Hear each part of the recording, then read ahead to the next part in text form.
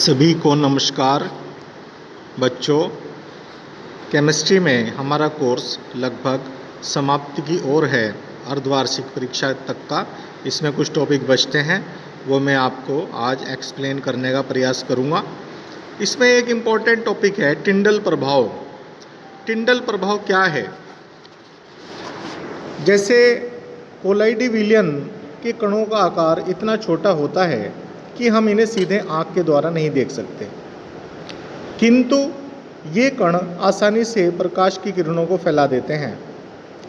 तो जब प्रकाश इनमें से गुजरता है, अर्थात कोलाइडी विलयन से गुजरता है, तो उसका मार्ग दिखाई देने लगता है।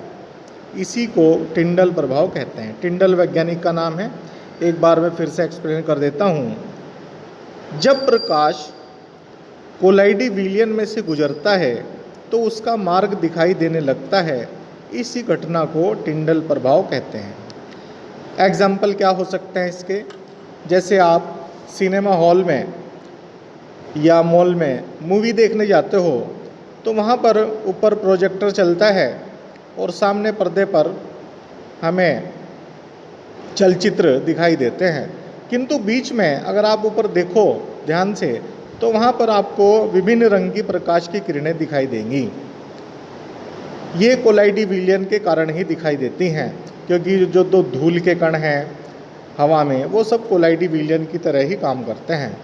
इसी प्रकार कमरे में मौजूद धूल के कणों द्वारा भी प्रकाश का मार्ग दिखाई देने लगता है। आप दैनिक जीवन में कभी कभी अनुभव करते होंगे। मान लो आप टीन शेड में बैठे हैं और टीन में किसी स्थान पर छिद्र है, और उस छिद्र में से जब प्रकाश आता है तो आपको वो कण उसमें इधर उधर गति करते हुए दिखाई देते हैं।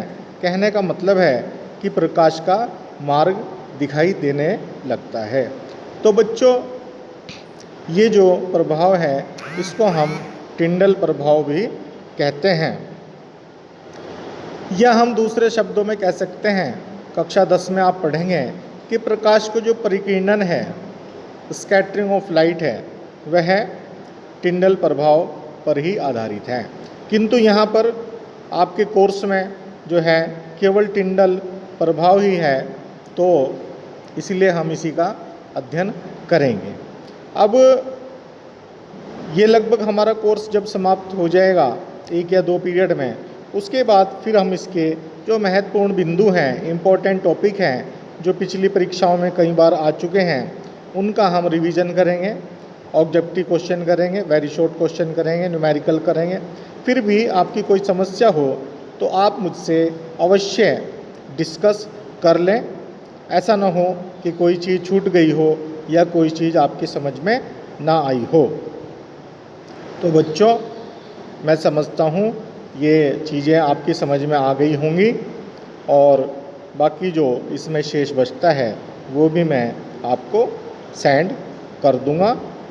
इस प्रकार से ये हमारा 2 लेसन आपके केमिस्ट्री में हैं, वो मैंने सिलेबस भी आज आपको सेंड कर दिया है।